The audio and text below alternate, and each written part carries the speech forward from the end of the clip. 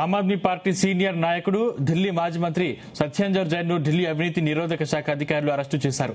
Delhi Jal board మురుగునీటి శుద్ది ప్లాంట్ల ఆధునీకరణ కాంట్రాక్టుల కేటాయింపులో జరిగినటువంటి అక్రమాలు, నిబంధనల ఉల్లంఘన, లంచం కేసు దర్యాప్తులో భాగంగా ఈ అరెస్టు జరిగినట్లుగా తెలుస్తుంది.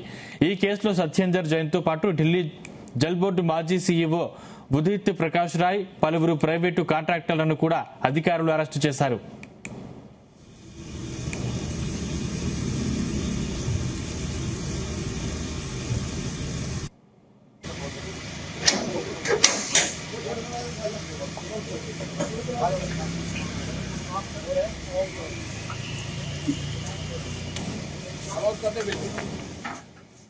ఢిల్లీ జల్ బోర్డులోని మురుగునీటి శుద్ది ప్లాంట్ల అప్గ్రేడేషన్ కోసం కేటాయించిన టెండర్ల ప్రక్రియ నిబంధనలను ప్రైవేటు సంస్థకు యూరోటెక్ ఎన్విరాన్మెంట్ అనుకూలంగా మార్చారని దర్యాప్తులో తేలింది.